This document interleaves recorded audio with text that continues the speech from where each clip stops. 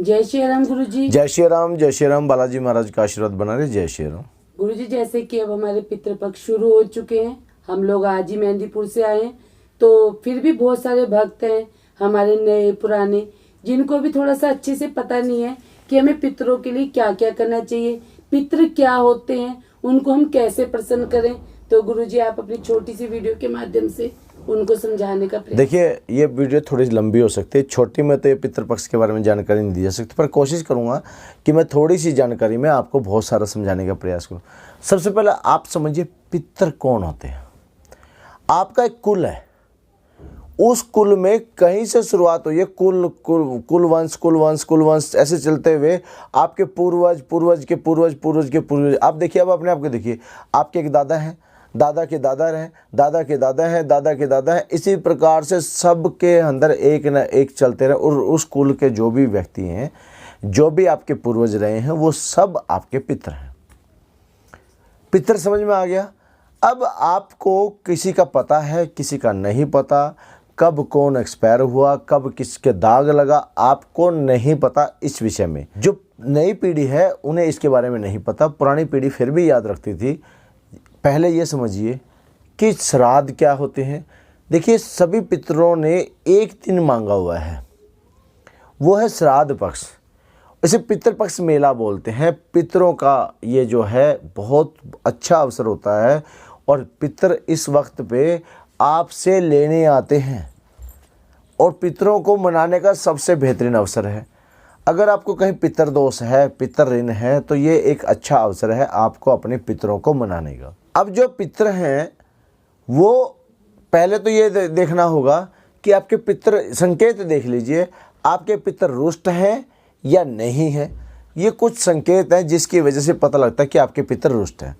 पहला संकेत आता है कि आपके घर में अगर दरिद्र का वास हो रहा है, आप कोई काम कर रहे हैं, हर काम से उलट हो रहे हैं, तो पितर कमज़ोर हैं, पितर आपके डर रहे हैं, और संकट आपके घर में आए हैं तभी जब पितर कमज़ोर हैं। और जब आपके पितर कमज़ोर हैं, संकट घर में आ गया, पितर कुछ कर नहीं रहा, सारा नकारात्मक काम संकट कर रहा है, तो आपके पितर रो रहे हैं। आपको जब रोना आए तो आपके पितर किसी के सामने रो के दिखा रहे हैं कि मेरा बच्चा दुखी है, मेरे बच्चे जो है इनका उद्धार करो, तो वो इशारा दे रहे होते हैं। शाना व्यक्ति इसे समझ सकता है, हर व्यक्ति इसे नहीं समझ सकता। दूसरी चीज़, पितर हमेशा सपने में भी आके संकेत देते हैं। जैसे भगीरथ जी के बारे में अगर कथा कही जाए, तो भगीरथ जी अपने पितरों के लिए माँ भगवती गंगा, माँ गंगा को इस पृथ्वी पर अवतरण करवाया उन्होंने। अभी इस पृथ्वी पर जो अवतरण हुआ है वो माँ गंगा की वजह से हुआ है। और भगीरथ जी को जब पता लगा कि भगीरथ जी जब स्वप्न आते थे, तो उन्होंने अपने कुल गुरु से पूछा कि मेरे को ऐसा क्या है। कुल देवी से पूछा, और उनकी कुल देवी थी माता पार्वती।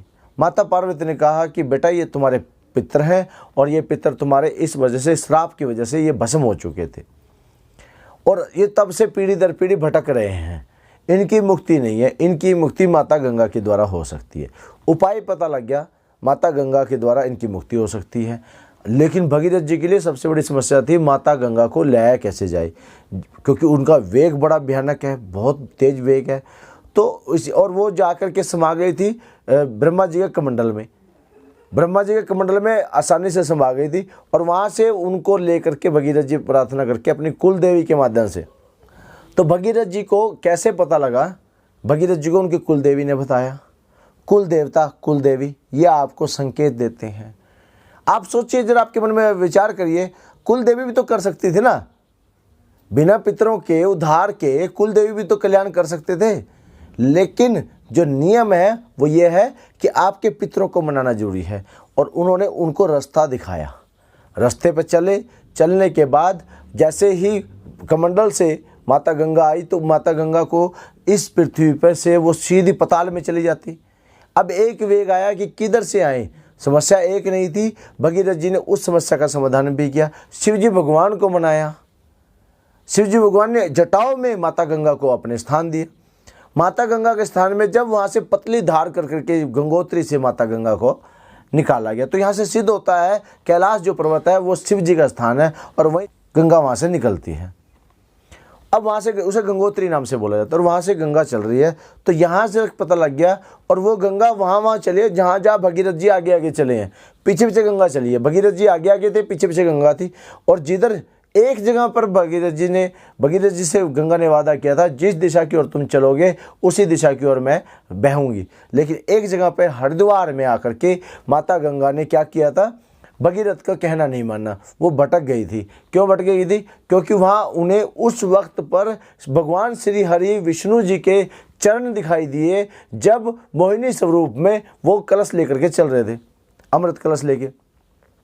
तो माता उनको स्पर्श करने के लिए भगीरथ से पीछे हट गई और वहाँ पे स्पर्श कराई। वो आज हर की पौड़ी बोली जाती है, उसे हर की पौड़ी, वहाँ पे हर की पौड़ी है। तो मतलब शिव जी के जटाओं से और चरणों से, विष्णु जी के चरणों में से उन्होंने छू करके फिर भगीरथ जी के पीछे पीछे चले। और वो जो गंगा मैया है वो आपके पितरों का उद्धार करती है। जब भगीरथ जी के पितरों का उद्धार किया तो वो आपके पितरों का उद्धार करती हैं। ये समझ में आ गया पितरों का। अब ये समझना है, ये समझ में आ गया पितर होते कौन हैं और पितरों के लिए माता गंगा का क्या योगदान है, शिव जी का क्या योगदान है, कुल देवी कुल देवताओं का क्या योगदान है।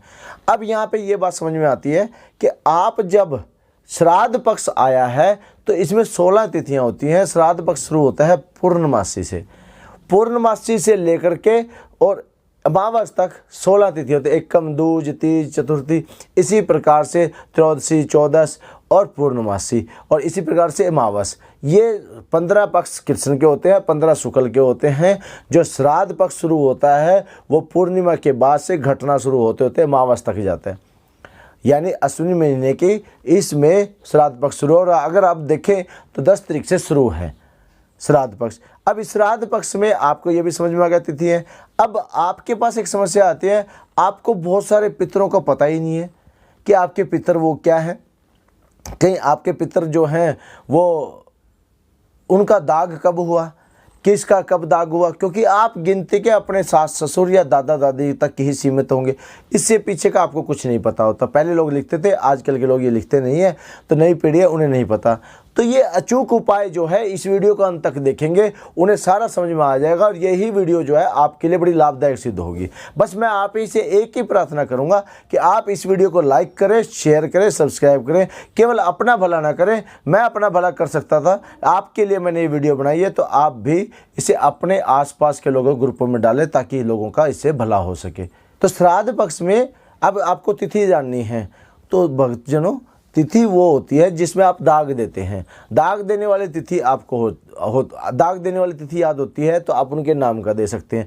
जिनका पता है केवल उनके नाम का देना है, और लेकिन देने से पहले करें ये काम, उन्हें आह्वान करें। आह्वान कैसे करें? आप थोड़ा सा जल लें, जल लेके दहेली को लीपें, मेन दहेली को लीप दें, और लीपे के पीछे लीपने के बाद अपने घर के जो भी मेल हैं, जो भी पुरुष लोग हैं, उन्हें घर से बाहर निकालें पहले, और उन्हें घर से बाहर निकाल करके फिर दहेली को लीप दें। लीपने के बाद जो घर की महिलाएं वो अंदर होती हैं, पुरुष बाहर होते हैं, और वो थोड़े से पुरुषों को चावल देते हैं, और वो चावल ऐसे करते हैं, यानी सज्जी तरफ से खब्बी तरफ को डाल देते हैं। और जब वो करते हैं तो वो कहते हैं कि आओ पूर्णमासी के दिन जो भी हमारे पितर हैं वो हमारे घर में प्रवेश करें। तो ये तो आप कह सकते हैं कि जिस दिन आप घर में अपने शुरुआत कर पितृपक्ष शुरू होता है उस दिन से कह दें, पूर्णमासी में है, एकम में है, दूज में है, तीज में, ये 16 दिन आप कर सकते हैं। इसी प्रकार से 16 दिन आपको रोज़ ऐसा करना चाहिए। और लेकिन अब आपके विशेष भी तो आगे, जिसमें हो सकता है आपके माता पिता का आपके बारे में पता हो, जैसे अष्टमी का है, तो अष्टमी के तिथि में आप करेंगे, आओ उनका नाम लेकर के उन्हें निमंत्रण देंगे। और भी कोई है तो वो भी आ सकते हैं आपके घर में, लेकिन शुद्ध होने चाहिए।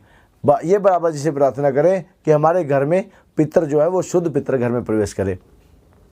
और जैसे ही पितर घर में प्रवेश करते हैं तो उस दौरान पर आपको करने चाहिए उनका सम्मान, उनके लिए अरदास निकालें और उनको गंगा जल से तिलक करें, ब्राह्मण को भोजन करवाएं, जैसे आपकी नीति होती है। जिस दिन होता है जो भी वो प्रेत आत्मा थी, जो पितर आत्मा में तब्दील हुई है, वो जो शौक़ से खाती थी वही चीज़ जरूर बनानी चाहिए, वो जो शौक़ से पहनते थे वही चीज़ देनी चाहिए, और साथ में गंगा जल जरूर दें। संकल्प कर करके पितरों को आप इस प्रकार से आप करें, और ये बोले कि आप जब तक यहाँ रहे तब तक, उसके बाद आप राम दरबार में चले जाएं, वहाँ पे 56 भोग लें, बाबा की सेवा करें, ऐसा कहना चाहिए।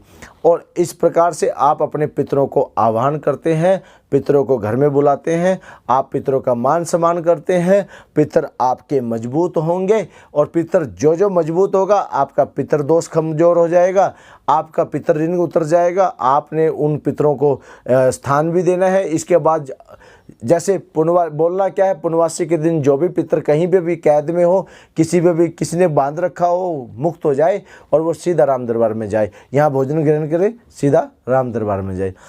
16 के 16 दिन जरूर गाय की रोटी निकाले। जिसका पता नहीं है तो उस दिन केवल गाय की रोटी निकाले। जिस दिन पता होता है कि आपके पिताजी के, उस दिन ब्राह्मण को बुला करके भोजन कराएं, और इसी प्रकार से उसे दक्षिणा दें। ये सारे काम करने हैं 16 तारीख तक।